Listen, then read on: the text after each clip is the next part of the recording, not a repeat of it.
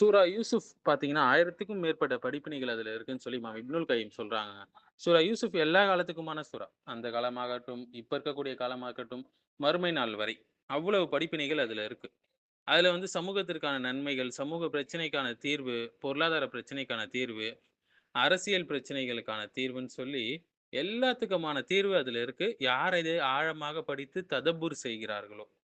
So சூரா யூசுப் என்பது குரான்ல முழுமையான ஒரு வாழ்க்கை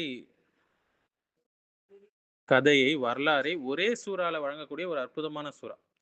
"நஹ்னு நக்குஸ்ஸு அலைக அஹ்ஸனல் கஸஸ்" என்று அல்லாஹ் சொல்றான். நாம உனக்கு மிக சிறந்த ஒரு வரலாற்றை நம்ம அறிவிக்கிறோம் அல்லாஹ் சொல்றான். சூரா யூசுஃப்ல. மிக சிறந்த ஒரு கதை. இது வெறும் வரலாறு மட்டும் இல்லங்க. இதுல குடும்ப உளவியல் இருக்கு, சமூக ஒழுக்கம் இருக்கு, அரசியல் நிர்வாகம் எப்படி செய்யணும் இருக்கு, பொருளாதார பொருளாதார திட்டமிடல் எப்படி செய்யணுன்ற பெனிஃபிட்ஸ் இருக்கு, இளைஞர்களுடைய பாதுகாப்பு ரீதியான விஷயங்கள் இருக்கு, பாலியல் சோதனைக்கான எதிர்ப்பு, அதை கையாளுவதற்கான அணுகுமுறை, அதற்கான பெனிஃபிட்ஸ் இருக்கு. பொறுமை, தௌஹீத், அதிகாரத்தை எப்படி பயன்படுத்தணும், மன்னிப்பு, அதனுடைய பலன்கள் சொல்லி நெறைய குரானிய பாடங்கள் இதுல இருக்கு. முதலாவது குடும்பத்துக்குள்ள பொறாமையினால ஏற்படக்கூடிய அபாயங்கள். இது "காலுல யூசுஃபு வ அஹூஹு அஹப்பு இலா அபீனா மின்னா." யூசுப் மற்றும் அவரது சகோதரர் பெஞ்சமின் சொல்லுவாங்க. "எங்களுடைய தந்தைக்கு அதிகம் விருப்பமானவர்களாக இருக்கிறாங்க" என்று அந்த சகோதரர்கள் சொன்னாங்க. ஸோ வந்து சமூக ரீதியான பலன்கள் என்னன்னு பார்த்தீங்கன்னா, குடும்பத்தில வந்து பாசத்துடைய வெளிப்பாடு, அது அநீதியான முறையில இருக்கும்போது, அங்க நெறைய பிரச்சனைகள் உருவாகுங்க. ஆனா யாக்கூப் அலைஹிஸ்ஸலாம் சிறந்த ஒரு தந்தையாக இருந்தாங்க. நீதமாக நடந்தாங்க எல்லா பிள்ளைகள் மத்தியிலும். இந்த சூறாலேருந்து நமக்கு கிடைக்கக்கூடிய படிப்பினை என்னன்னா, பிள்ளைகள் மத்தியில பாரபட்சம் காட்டக்கூடாது. பாசத்தை வெளிப்படுத்துற விஷயத்துல. நீதியாக அவங்க மீது நடக்கக்கூடாது.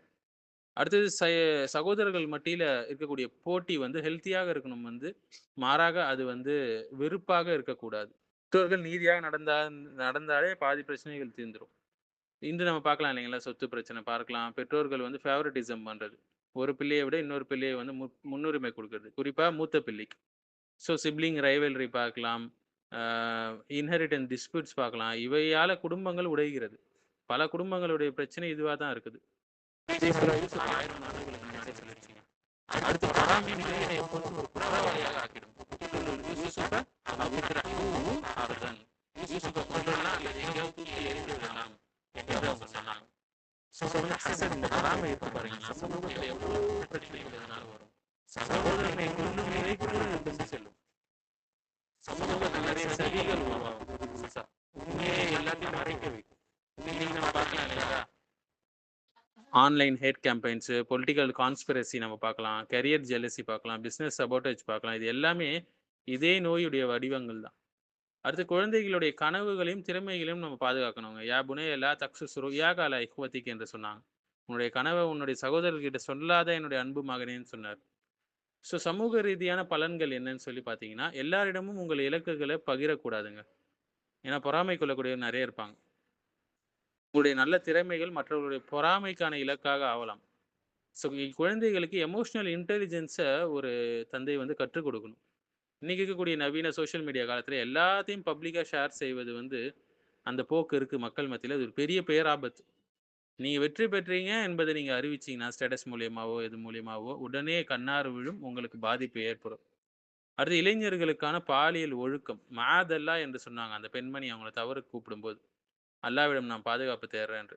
ஸோ சமூக ரீதியான பாடங்கள் நமக்கு இதிலேருந்து என்ன கிடைக்குதுன்னா, யூசுப் அலைஹிஸ்ஸலாம் தனிமையில இருந்தாங்க. அழகான பெண், அதிகாரத்துக்குரிய ஒரு பெண். டெம்ப்டேஷன் இருந்தது. இது எல்லாம் இருந்தும் ஜினாவை மறுத்தாங்க. ஆனா இன்னைக்கு பார்க்கலாம் இல்லைங்களா? இளைஞர்கள் போர்னோகிராஃபில, ஹூக்கப் கல்ச்சர்ல, டேட்டிங்ல, ஆஃபீஸ்ல அஃபேரு, திருமணத்துக்கு அப்புறம் அஃபேர், டேட்டிங் ஆப்ஸு, சுபஹானல்லாஹ். இப்ப எல்லாமே இளைஞர்களை அழிக்கக்கூடியதாக இருக்கு. சூரா யூசுப் என்ன சொல்லிக் குடுக்குது?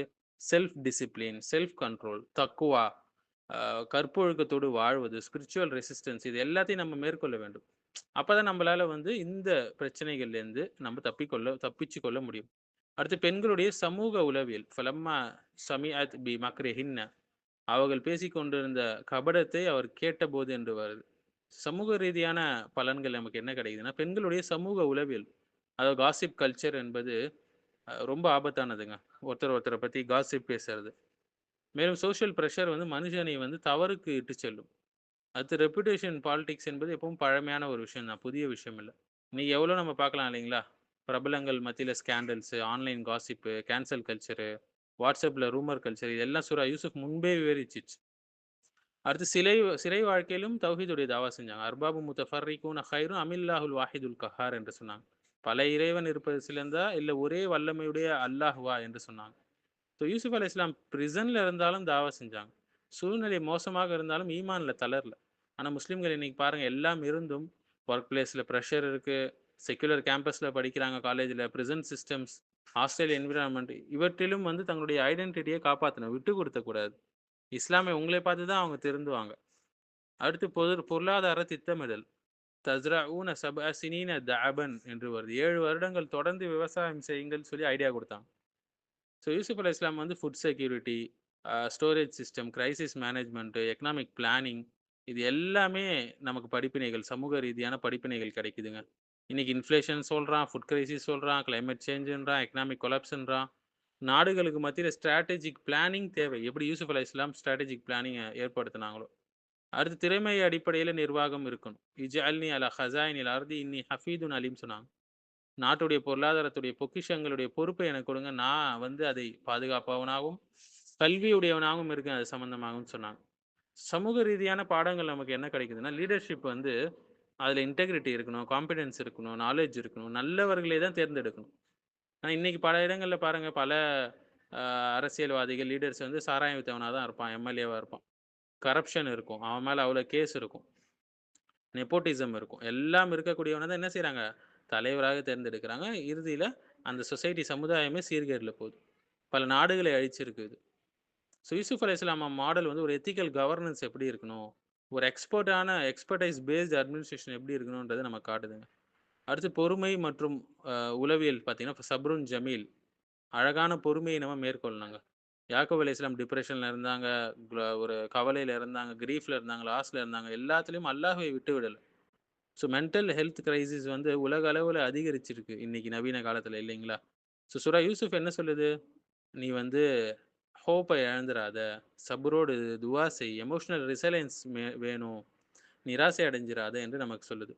ஸோ அல்லாஹ்வுடைய திட்டம் எப்பவுமே மறைமுகமாக இயங்கும். வல்லாஹுல் காலிபு அலா அம்ரிஹி. அல்லாஹ் தனது காரியத்தில் ஆதிக்கம் உடையவனாக இருக்கிறான். சமூக ரீதியான பாடங்கள் நமக்கு என்ன கிடைக்குன்னா, மனிதனுடைய சதி எல்லா காலத்திலும் தோல்வி அடையும். அல்லாஹ்வுடைய விதி அதுதான் எப்பவுமே வெல்லும். அதுதான் எல்லாத்தையும் ஓவர் கம் பண்ணும். ஸோ இன்னைக்கு ஆப்பரேஷன், புரொபகண்டா, அ அநீதி செய்யறது, இவங்கலாம் தற்காலிகமாக வெற்றி பெறலாம். ஆனா இறுதி முடிவு அல்லாஹ்வுடைய கையில தான் இருக்கு.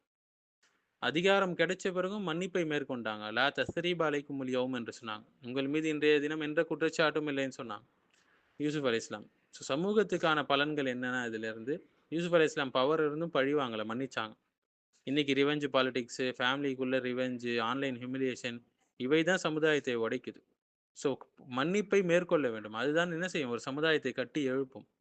ஸோ உண்மையான வெற்றி என்பது அதிகாரம் கிடையாதுங்க. ஈமான் தான் உண்மையான வெற்றி. தவஃபனி முஸ்லிமன் வல்ஹிக்னி பிஸ்ஸாலிஹீன் என்று சொன்னாங்க. என்னை முஸ்லிமாக மரணிக்க செய்திரு என்று ஒரு நபி கேட்குறாங்க. அப்ப நம்ம என்ன கேட்கணும்? நல்லவர்களுடன் என்னை சேர்த்து அருள்வாயாகன்னு சொல்றாங்க. ஸோ வந்து யூசுப் அலைஹிஸ்ஸலாம் பவர் இருந்தது, பணம் இருந்தது, இன்ஃப்ளூயன்ஸ் இருந்தது. ஆனா இறுதியில என்ன கேட்டாங்க? நல்ல முடிவை தா அல்லாஹ். ஈமானோடு ஒரு மரணத்தை தா அல்லாஹ். நல்ல மக்களோடு சேர்ந்து இருக்கணும் யா அல்லாஹ்ன்னு கேட்டாங்க. இன்னைக்கு உலகம் என்ன செய்யுது? புகழ சரி, ஃபாலோவர்ஸு, சப்ஸ்கிரைபர்ஸு, காசு, செலிபிரிட்டி ஸ்டேட்டஸ் இத தான் வெற்றியாக பார்க்குது. ஆனா உண்மையான வெற்றி என்பது இஸ்லாத்தில் மரணிப்பது தான். ஸோ சூரா யூசுப் நம்ம பார்க்கலாங்க. குடும்ப பிரச்சனைகளுக்கு எப்படி தீர்வு காணணும்? பொறாமை எப்படி சமூகத்த அழிக்கும்? இளைஞர்களுடைய பாதுகாப்பு, அவங்க கற்பை பாதுகாப்பது, தக்வாவோடு வாழ்வதுடைய முக்கியத்துவம் என்ன? பெண்கள், ஆண்களுடைய தொடர்பு எல்லைகள் எப்படி இருக்கணும்? ஒரு மனநலம், அந்த சபுர், தவக்குல் இதெல்லாம் எப்படி இருக்கணும்? நேர்மையான அரசியல் நிர்வாகம் எப்படி இருக்கணும்? பொருளாதார திட்டமிடல் எப்படி இருக்கணும்? சமூக ஊடகத்துல வரக்கூடிய இந்த காசிப்னால, புறம் அவதூறுனால வரக்கூடிய டேஞ்சர்ஸ் அதை எப்படி நம்ம தவிர்க்கணும்? அதிகாரத்துல இருக்கும்போது எப்படி மன்னிப்பை வழங்கணும்? ஈமான் தான் வெற்றி என்று சொல்லக்கூடிய பல, பல படிப்பினைகளை நமக்கு தருது.